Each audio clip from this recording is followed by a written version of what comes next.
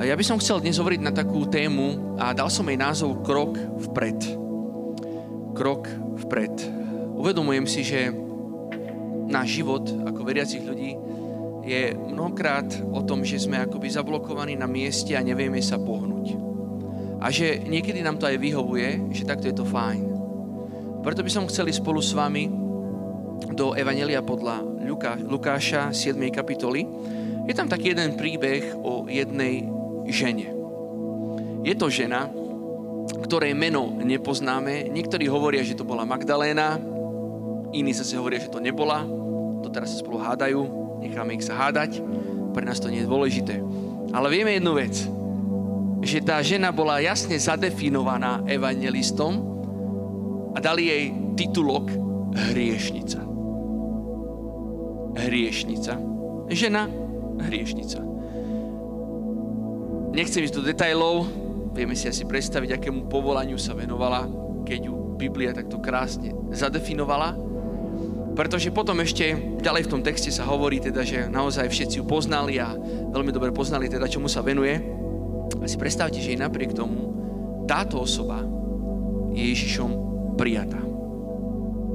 Inými slovami, prvá vec, čo tam zasahuje na tom texte, je tá, že bola tam tá teda večera, hostina v tom farizejovom dome a farizej na túto ženu pozeral istým pohľadom.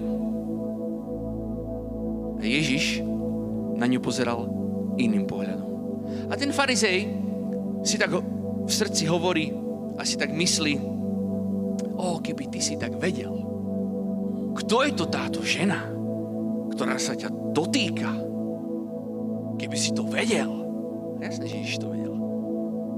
Poznal ju farizej, odsúdil ju. Poznal ju Ježiš, vedel o nej všetko, neodsúdil ju. A to sme my volaní, to je tá prvá vec, ktorú chcem dnes hovoriť, je aj v našej realite a v našom živote stále viac, ako tá osoba, ktorá sa nechala očisťovať Duchom Svätým, stále viac získavať pohľad Ježiša na seba a na druhých. Je to v skutočnosti veľmi jednoduchá situácia, ktorá sa tam deje, ale tak hlboká pre nás, lebo dá sa na seba aj na druhých pozerať i hneď na základe ich minulosti, opečiatkovania, neviem, nejaké definície o hriešnica. Ale Ježiš vie, že je hriešnica. Ježiš vie, že ty si hriešnik. Niekedy sa tvárime, ako keby Boh nevidel. On vidí všetko, vie všetko. A i napriek tomu jeho pohľad na túto ženu je úplne iný. Jeho prijatí, jeho láske, jeho neodsúdení. Že prvá vec, keď niečo prosíme Pána na modlitbe, tak prosíme ho v prvom rade mať jeho oči. Vedieť sa pozerať na život a na druhých jeho očami. A ďalej, čo robí táto žena? Si predstavte, ona nebola pozvaná na tú večeru. Ježiš išiel do farizejovho domu jesť, byť tam, ona tam pozvaná nebola. Ale i napriek tomu, že tam nebola pozvaná, tak sa pozvala. Jednoducho sa pozvala. Jednoducho tam prišla. Bez pozvánky. Toto je ten krok vpred, o ktorom chcem hovoriť. Viete, je pravda, že Boh, že Ježiš hľadá každú stratenú ovečku. To je pravda. To nám hovorí jasne Božie slovo. Nechá 99 a ide za tou jednou, pretože ju miluje a túži, aby sa vrátila späť.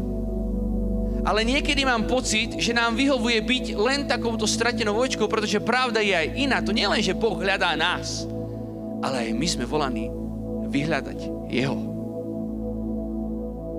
A takýto životný štýl je fajn. Pane, ja tu sedím a ťa čakám. Som tvoja ovečka.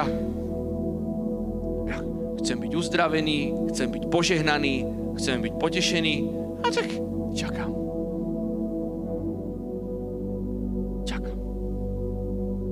A keď sa nič neudeje, tak zlý nie som ja, on je zlý. A veď ty si ma nenavštívil, ja som čakal. Mal si ma predsa navštíviť, mal si ma predsa požehnať, mal si ma predsa vypočuť, mal si ma predsa uzdraviť. Prečo sa mnohokrát isté veci v našom živote nedejú? No preto, lebo sme si osvojili životný štýl stratenej ovečky. Páne, ty ma musíš hľadať. A ja nič. Ja si môžem žiť svoje veci, svoj život. A keď neprídeš, tvoja chyba, to nie je moja chyba. Ty si zlyhal, nie ja. Veď si ma mal nájsť.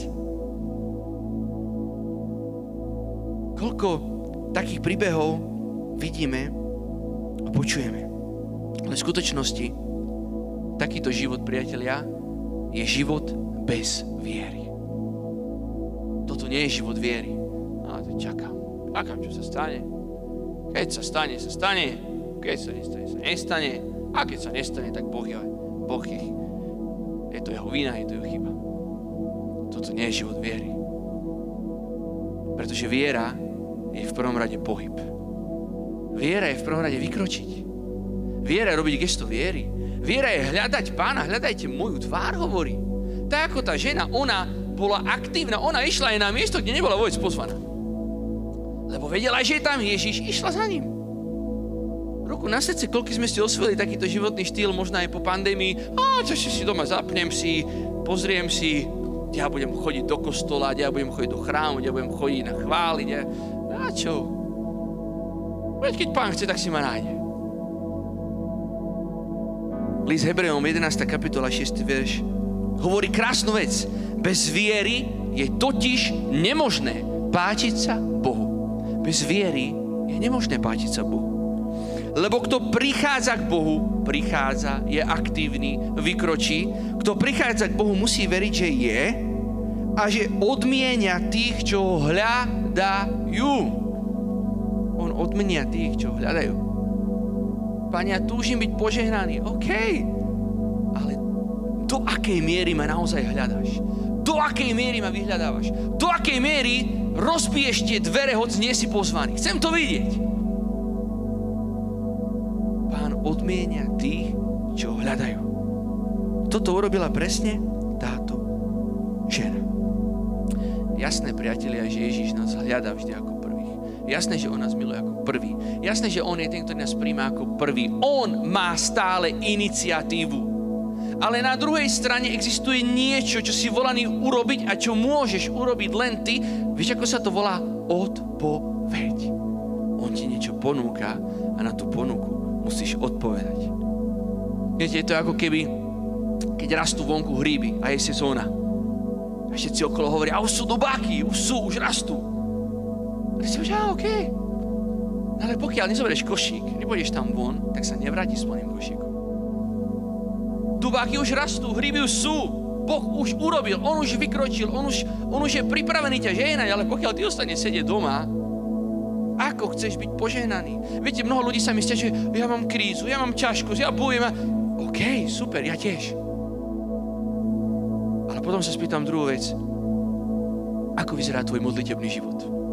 To je, nemám čas. A čuduješ sa? Ty sa čuduješ, že máš krízy, ťažkosti, problémy, z ktorých nevieš von? Ty sa čuduješ, keď nič nerobíš? Ja by som... Pokračuj, OK. Tvoje problémy nezmiznú. Riešenie je len jedno. Začni dať čo robiť. Začni dať čo robiť. Otvor si Bibliu, čítaj, vyhlasuj, modli sa, začni dať čo robiť. V skutočnosti, priateľe, je to tak strašne jednoduché. To požehnanie je tak strašne blízko našich životov. Stabilný život, plný ducha, ovoci ducha, to nie sú zložité veci. To sa dá, len treba preto niečo urobiť. On žehná tých, ktorí ho hľadajú. No Pán je stále pripravený s ponukou. Pán je stále pripravený so štedrosťou. Pán je stále pripravený prestrieť bohatý stôl. Lepšie už je prestretý. A kde som ja? Kde som ja? Lebo to, čo ho zaujíma, je moja a tvoja odpoveď. Inými slovami, ako keby niekedy Ježiš urobil len polovicu práce. Tak to je. On robí polovicu práce. Peter ide na ryby, nechytia nič. A potom Ježiš čo mu hovorí? Spusti siete znovu. Z pravej strany. Spusti siete. Jasne, že to mohol urobiť inak. Mohol urobiť Peter, alebo ešte lepšie Šimon. Zavri oči. 3, 2, 1. Woo! Pozri na breh, ryby už aj zabalené na predaj, faktúra pripravená, vystavená. Aké by to bolo jednoduché. A on mu hovorí, OK, budeš, ulovíš, bude to, ale musíš ty spustiť siete. Ty musíš tie ryby potom vyťahnuť a bude to ťažké. Ale to je tvoj krok. Ide okolo Bartimea. Čo chceš, aby som ti urobil? Nevidíš? I napriek tomu sa Ježiš pýta. Jasné, že vidí, jasné, že vie, čo ten Bartimej chce, ale čaká, kým to vyjde z jeho úst. Dávam, čo chceš, aby som ti urobil? Pane, ja chcem vidieť, aby som videl. OK. Ako keby Ježiš nevedel. Netvári sa tam, ako keby nevidel, nevedel. Jasné, že vidí a vie. Ale potrebuješ tú druhú polovičku tej veci, tej skladačky musíš dať ty. On sa ti nebude vnúcovať. V skutočnosti aj keby Ježiš chcel, tak ide hneď vedľa z toho domu toho farizea, aby prešiel vedľa k tej hriešnici, urobil by zázrak, tam by ju poženal a tak ďalej. Bola by oslobodená, bola by jej odpustené, boli všetko. A Ježiš nie. On necháva ju prísť. Ona je tá, ktorá ho vyhľadá. A čo robí táto žena? Čo robí táto žena? V skutočnosti nerobí nič výnimočné. Toto je na tom krásne. Ona nerobí nič zložité. To jej gesto viery, ten jej krok viery nie je v ničom zložitý. Robí len to, čo je schopná urobiť. Plače. Jej slzy umývajú Ježišovi nohy, potom ich utrie svojimi vlasmi, potom mu pomaže jeho nohy olejom. To, čo vie, ona viac nevie. Vie toto. Jej viera je vyjadrením jej postoja. Vedela sa postaviť na správne miesto. Toto je to, čo Pán odo mňa, od teba, od nás chce. Postaviť sa na správne miesto. Aké je naše správne miesto? Vtedy, keď vyjadríme Pánovi tú našu slabosť, tú našu biedu, inými slovami, že Ježiš, potrebujem tvoju pomoc a urobíš to jednoducho, autenticky, nepotrebuje sa na nič hrať. Odrieka tam na nejakú modlitbu. Robí tam nejaké seriózne vyznanie viery. Prosí ho vlastnými slovami o odpustenie hriechov? Nie. Len plače. Potom utrie a potom pomaže. To je všetko. Nie je zložité. Viete, my niekedy máme také schémy, že musíš povedať isté formulky a opakovačky nejakých modlitieb a Pán Ježiš, ja verím, že tam si vtedy a to si vtedy a toto a tamto a toto a vtedy a stlačím bodka a vum. Takto to nefunguje. Biblia nie je magická knižka s magickou formulkou. Keby to bolo také jednoduché, niekedy stačí len obyčajné, jednoduché, autentické gesto viery, to, čo dokážeš. Urobiť ten krok. A preto nás chcem všetkých povzbudiť, priatelia.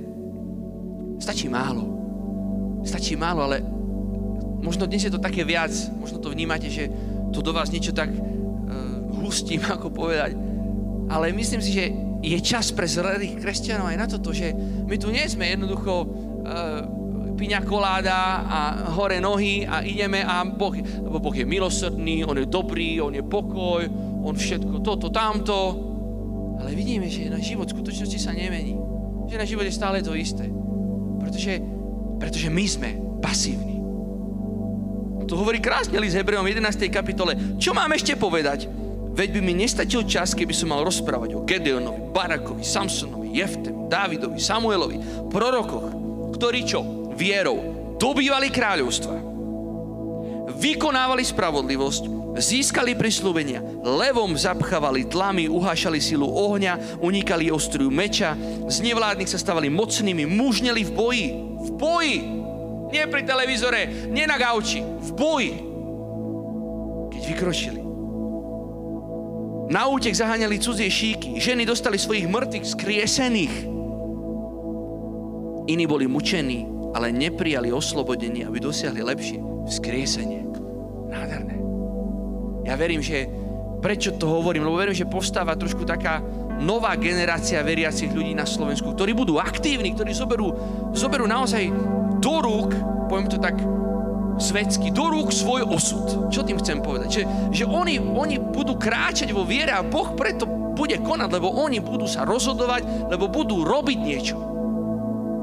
Už stačilo vysedávania, stačilo pasivity. A nech sa stane Božia vôľa. Jasné, že sa Božia vôľa stane.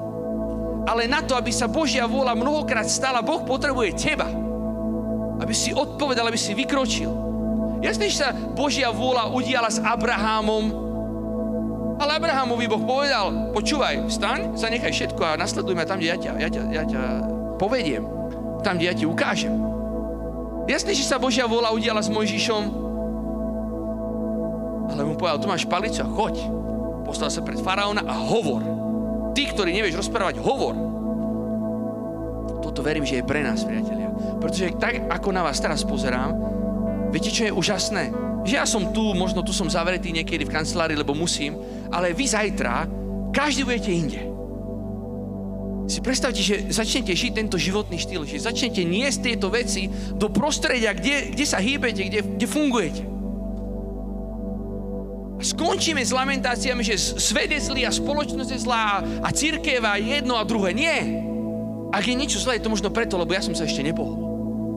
Ak niečo nefunguje, je to preto, lebo ja so všetkým potenciálom, ktorý mám v sebe a všetkým tým, čo Boh chce cez mňa robiť, ešte som neurobil prvý krok, aby Boh to mohol robiť. Niekedy odpoveďou na tvoje problémy si ty sám. Niekedy odpoveďou na problémy tých druhých si ty. Boh čaká od teba prvý krok, potom druhý, potom tretí. Každý z nás sme tu takto poslaní a obdarovaní. A tak toto, čo tu teraz svieti, nech sa stane takým imperatívom pre naše životy. Urob krok vpred. Ty vieš kde. Možno je to najprv v tvojom takom vnútornom svete, že potrebuješ, aby ti bolo odpustené. No tak urob krok vpred k Ježišovi, aby ti mohol odpustiť. Možno potrebuješ byť uzdravený, urob krok vpred k Ježišovi, aby ťa mohol uzdraviť. Možno potrebuješ byť vypočutý, urob krok vpred niekomu, kto ťa vypočuje. Možno potrebuješ mať priateľov, urob krok vpred k druhým, aby sa stali tvojimi priateľmi. Cesta vedie ťa ďalto. Cesta vedie vďaka vykročeniu, vďaka aktívnemu kráčaniu vo viere. Môžeme sa teraz postaviť na modlitbu. Budeme vzývať Ducha Svätého, aby nám dal takúto milosť. Nám tu, ale aj vy, ktorí ste doma, ktorí sledujete, ktorí počúvate tento prenos.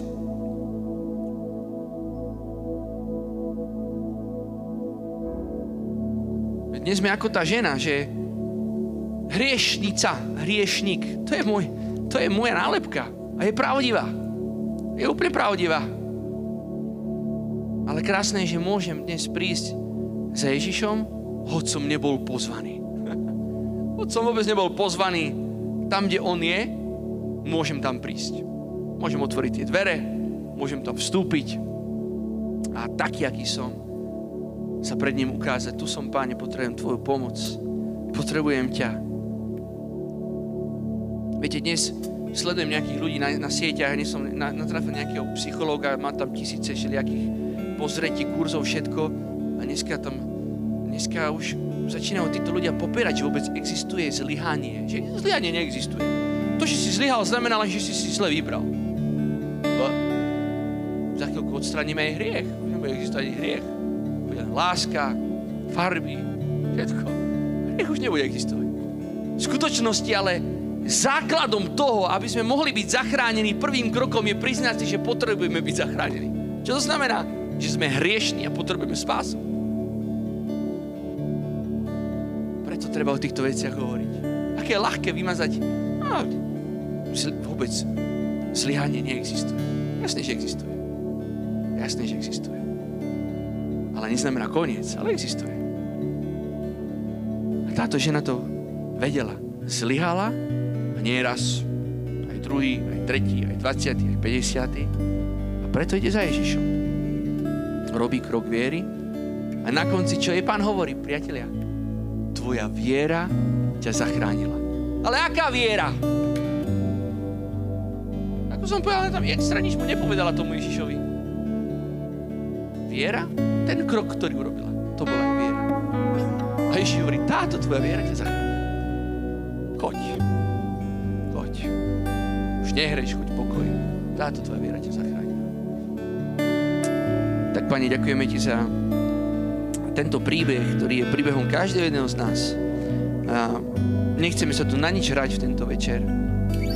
Karty sú rozdané.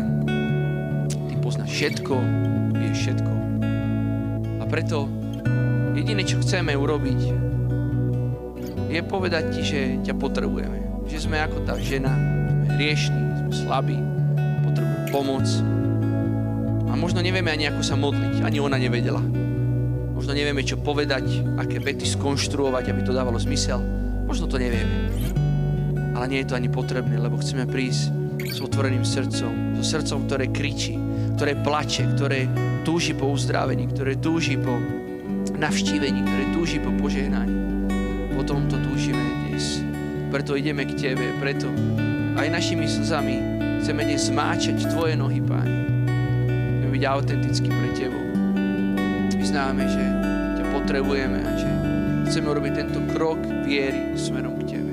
Chceme urobiť tento krok viery, že ťa chceme hľadať a chceme od dnes robiť ďalšie kroky. Pane, nechceme byť pasívnymi kresťanmi.